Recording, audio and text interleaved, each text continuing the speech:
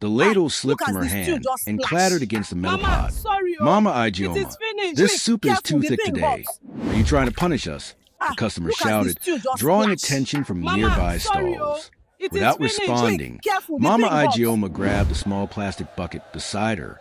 Her fingers trembled slightly. For years, this moment had been automatic. Scoop water, pour, stir, smile. Today she froze. Her grip tightened around the bucket. Then slowly, deliberately, she pushed it away. "No," she said quietly. There is what you'll eat."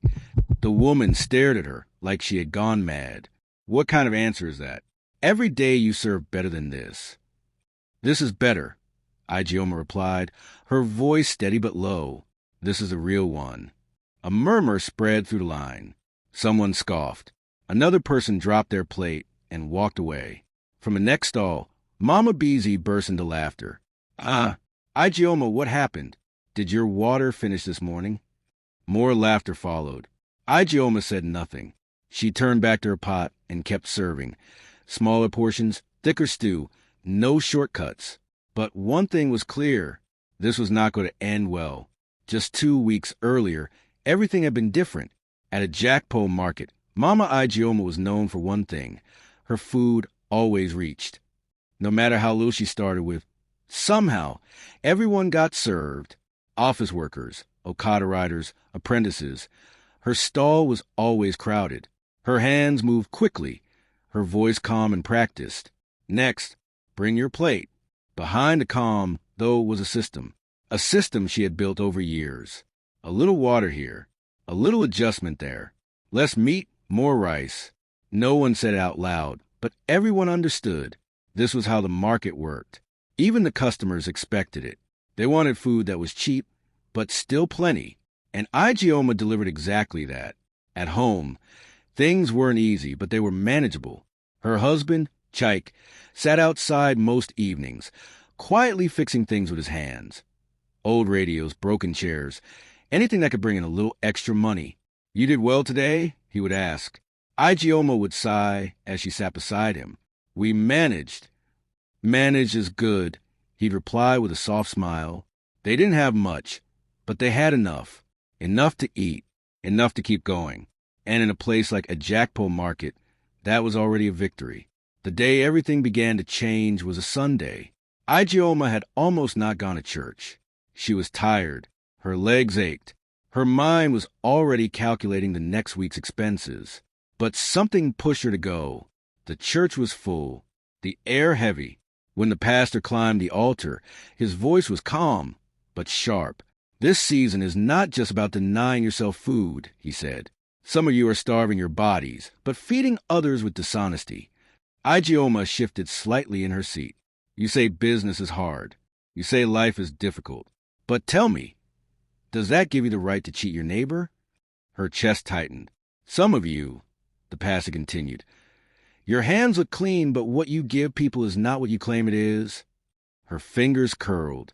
She tried to ignore it, tried to look around. But the words followed her. God is not only watching what you pray. He is watching what you do when nobody questions you. That night, she couldn't sleep. She lay beside Chaik, staring into the darkness. Every pot of soup she had ever cooked replayed in her mind. Every time she had stretched it. Every time she had smiled while doing it. "Are you awake?" Chaik asked softly. "Yes." "You're not sleeping." "I'm thinking." "About what?" She hesitated. Then she whispered, "What have we been doing it wrong?" Chaik turned slightly. "Doing what wrong?" She swallowed. "Everything." Silence filled the room. After a moment, he sighed. "Ijeoma, this life is not straight. If you try to make it too straight, it will break you." She didn't respond. But deep inside, something had already shifted. The next morning, she woke up earlier than usual. She prepared her ingredients carefully, measured everything, cooked without rushing. And when the moment came, the moment she would normally adjust, she stopped. Her hand hovered over the bucket.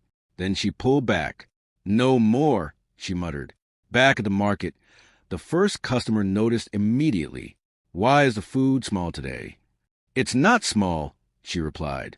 "It's correct." The man frowned. Correct? Since when? Since today? By mid-morning, the complaints had multiplied. This meat is too little. The stew is too thick. Your food used to be better. Each word hit her, but she stood firm. Mama Beezy didn't miss the opportunity. Ijeoma, she called loudly. Come and borrow water from me. I have plenty. The surrounding vendors laughed.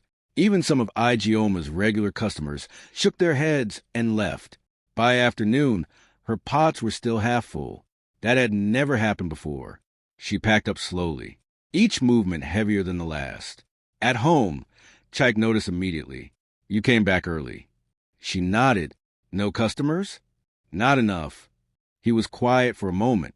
Then he asked, Did something happen? She sat down, exhausted. I stopped. Stopped what? Everything. He looked at her carefully. And how did that go? She let out a dry laugh. You can see. The next few days were worse. Word spread quickly. Mama Ijeoma's food is no longer worth it. She's now serving church food, small and expensive. Even those who wanted to support her hesitated, because in the market, loyalty followed value. And value meant quantity. One afternoon, she watched as a long line formed in front of Mama Beezy's stall. Laughter, noise, life. Then she looked at her own stall. 2 customers, one of them complaining. Her chest tightened. She turned away, blinking back tears. That evening, she sat alone in the kitchen, the pot in front of her, the bucket beside it. Her hand moved slowly toward the water. Just a little, she whispered. No one will know. Her fingers touched the handle. She paused. Then the pastor's voice echoed in her mind. God is watching what you do when nobody questions you. Her grip loosened. She pulled her hand back sharply. No, she said, louder this time. I've come too far. But the struggle was far from over. The next morning came with a heaviness she could not shake.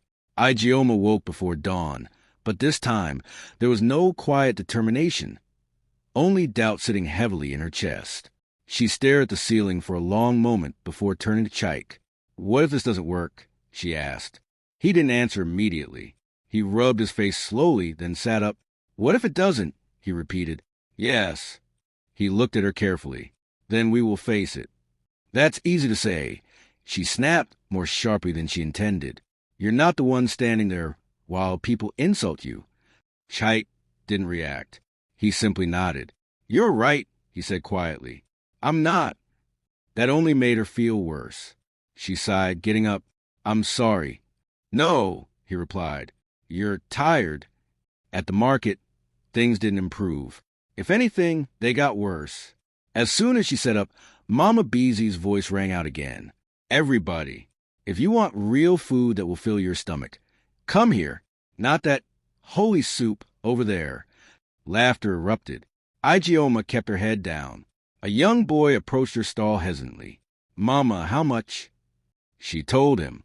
He looked at the portion, then back at her. But it's small. It's enough, she replied. He shook his head and walked away. That one hurt more than the others, because there was no insult, just rejection. By midday, she had barely sold anything. Her hands moved slower. Her voice was quieter. Even her regular greeting, next, had lost its strength. A group of women stood nearby, whispering just loud enough for her to hear. She has changed. They say it's church. Church doesn't put food on the table. Ijeoma swallowed hard. Later that afternoon, a well-dressed woman stepped up to her stall. She was different, calm, observant, not in a hurry. Serve me, the woman said. Ijeoma nodded and prepared the plate. The woman watched closely. Every movement, every scoop. No water, no adjustments. When she finished, the woman took the plate and stepped aside. She didn't complain. She didn't praise. She simply ate quietly. Ijeoma noticed, but said nothing. At home that evening, the tension had grown thicker. Chaik counted the day's earnings, then counted again.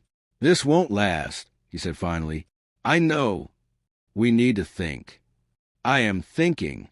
Her voice rose again. Then she stopped herself. Silence followed. Chike looked at her, his expression softer this time.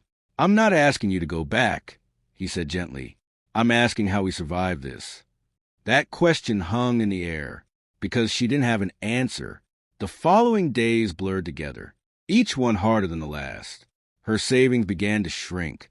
Food at home became simpler, less meat, more Gary, more silence. Even the children, usually noisy, had started noticing.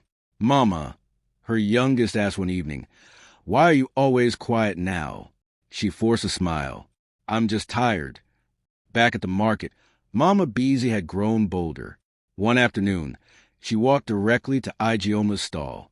So, she said, folded her arms, how is your new life of honesty? Ijeoma didn't respond. Beezy leaned closer. Let me give you advice. This market does not reward good behavior. It rewards smart behavior. Still, Ijeoma said nothing. Beezy smirked. When you're ready to come back to reality, come and meet me. I will teach you again. She turned and walked away. The words lingered. That night was the worst. Rain fell heavily, pounding against the roof. Inside, the house felt colder than usual. Ijeoma sat in front of her cooking pot. Empty. She stared at it for a long time. Then slowly, she stood up and walked to the corner where the water bucket was kept. Her steps were quiet, deliberate. Her hand reached out, touched the rim. She closed her eyes. This is not wickedness, she whispered. It's survival. Her grip tightened. Everyone does it. She lifted the bucket slightly, then froze. Her mind raced. Faces, voices, the pastor, her customers, her children. Then one thought cut through everything else. If I go back now, what exactly did I change? The bucket slipped from her hand and landed back on the floor with a dull thud. She stepped back as if it had burned her. No, she said firmly. No. Her chest rose and fell quickly. Tears filled her eyes, but she didn't wipe them. I will not go back. The next morning, she returned to market, still honest, still struggling. But something in her had hardened. Not pride, not stubbornness, conviction. That same quiet woman returned again, the one from before. She stepped up calmly. Serve me. Ijeoma did. Again, no shortcuts. Again, no words. But this time, the woman didn't leave immediately. She stood there, watching. You didn't change back, she said. Ijeoma shook her head. No. Why? Ijeoma hesitated. Then she replied, because if I change back, then I never really changed. The woman studied her for a moment, then nodded slightly. What is your name? Ijeoma. I'm Kemi. A pause. Then Kemi asked, do you always cook like this now? Yes. No matter the cost? Ijeoma let out a small, tired laugh. You can see the cost. Kemi didn't smile. She simply said, Then she picked up her plate and left. The rest of the day passed like the others. Slow, heavy, uncertain. But something about that conversation stayed with Ijeoma. She didn't know why. 2 days later, Kemi returned. This time, she didn't order food immediately. She stood beside the stall, watching the flow of customers, or lack of it. You're losing money, she said plainly. Ijeoma nodded. Yes, and yet you're still here. Yes. Why? Ijeoma wiped her hands on her apron. Then she said quietly, because I want to sleep at night without thinking about what I did during the day.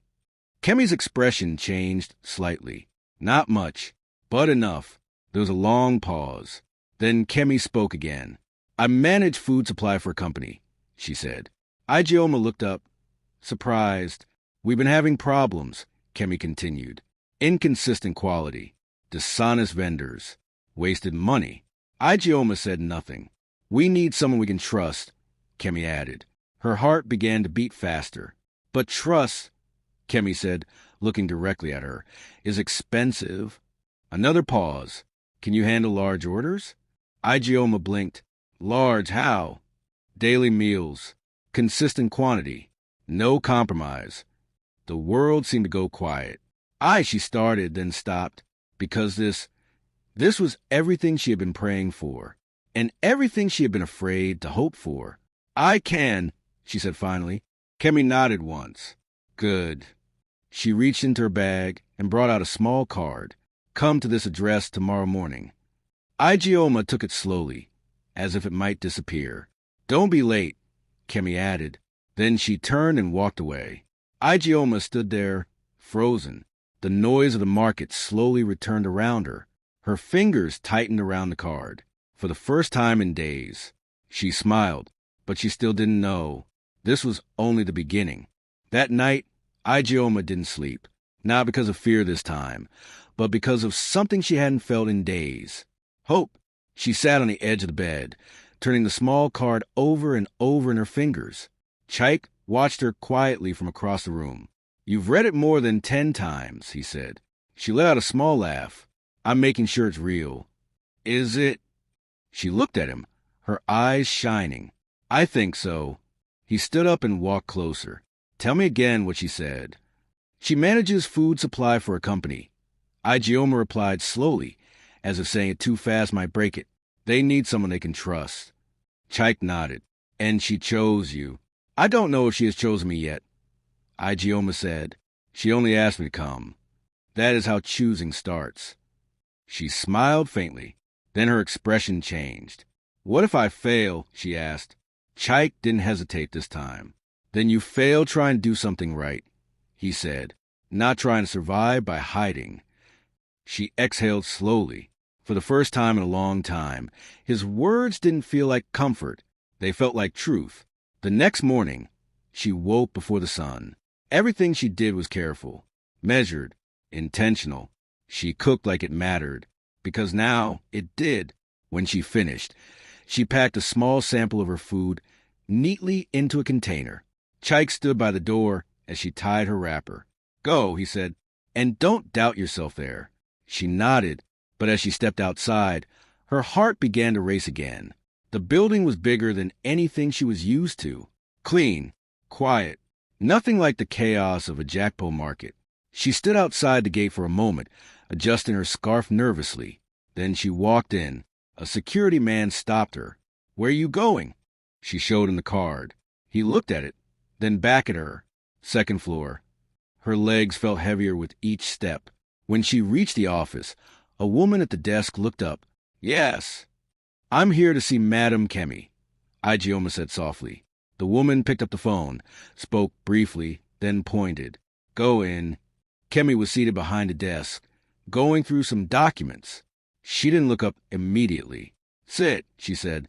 Ijeoma sat carefully, placing the food container on her lap.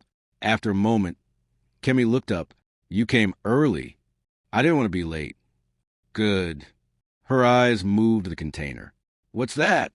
A sample, Ijeoma replied, opening it slightly. What I cook. Kemi stood up and walked over. She took the container, looked inside, then picked up a spoon. She tasted it. Silence. Ijeoma held her breath. Kemi took another spoonful, then another. Finally, she closed the container and placed it on the table. It's consistent, she said. Ijeoma blinked. Yes. No shortcuts. No. Kemi studied her face. I've been watching you, she said, for days. I know. You lost customers. Yes. You refused to adjust. Yes. Why? Ijeoma didn't look away this time. Because I wanted to be someone I could trust, she said. Kemi nodded slowly. That is rare. She walked back to her desk and picked up a file. We supply meals to staff every day, she said. Morning and afternoon. Ijeoma listened carefully. We've had problems, Kemi continued. Vendors who promise one thing and deliver another. Food that changes from day to day. Waste. Complaints. She paused. I don't want the cheapest vendor. Another pause. I want the most reliable one. She looked directly at Ijeoma. Can you deliver the same quality every single day? Ijeoma didn't hesitate. Yes. Even when it is difficult? Yes. Even when no one is watching? A slight pause. Then, yes. Kemi held her gaze for a few seconds. Then she nodded. All right. She pulled out a document and placed it on the table. This is a 1-month trial contract. Ijeoma's heart skipped. If you meet the standard, it continues, Kemi said. If not, it ends. Ijeoma leaned forward slightly. I won't fail. Kemi raised an eyebrow. Confidence is good. Consistency is better. I understand.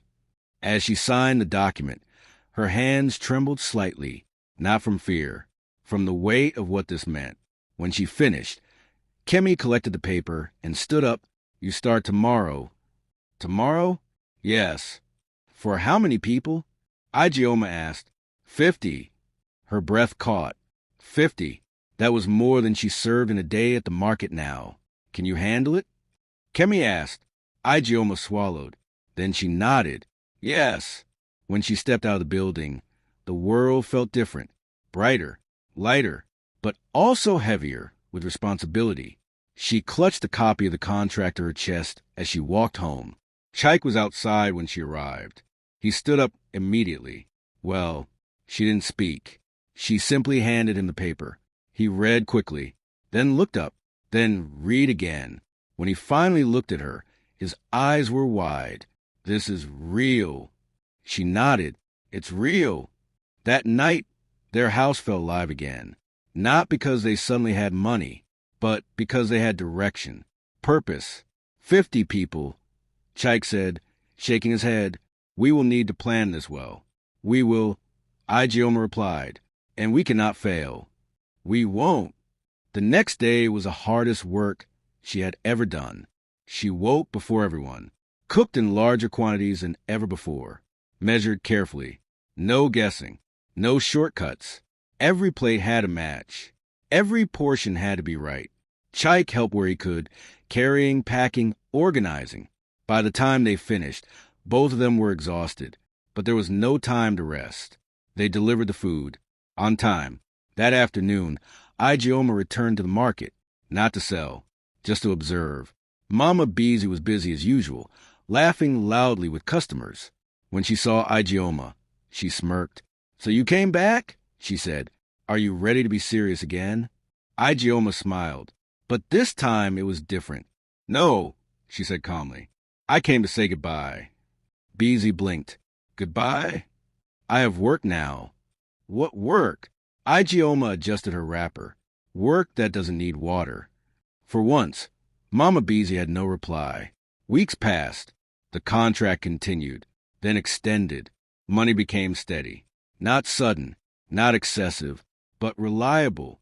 At home, things changed. More food, more laughter, less tension. Even her children noticed. Mama, you smile more now, one of them said. She laughed. Maybe because you eat more now. Back in the market. Things were also changing. Slowly, quietly, some old customers began to return. Not for cheap food, but for trusted food. I heard you don't cheat, one man said one afternoon. She smiled. I don't add anything extra. One day, Mama Beezy approached her again. But this time, her tone was different. Quieter. How did you do it? She asked. Ijeoma looked at her.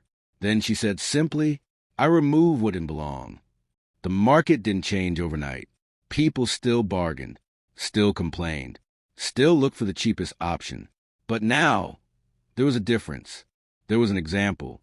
And as Ijeoma stood at her stall one evening, watching the sun dip behind the crowded rooftops, she realized something. The same place that once laughed at her, now respected her. Sometimes, doing the right thing will cost you everything at the beginning. Sometimes, it will make you look foolish. Sometimes, it will leave you standing alone. But if you stay long enough, if you hold on strong enough, it will give you something the easy path never can. Peace, stability, and a name people can trust. If this story taught you something, don't just keep it to yourself. Take a moment to like this video, subscribe to the channel, and share your thoughts in the comments. Because sometimes, the smallest decision, like removing water, can change everything.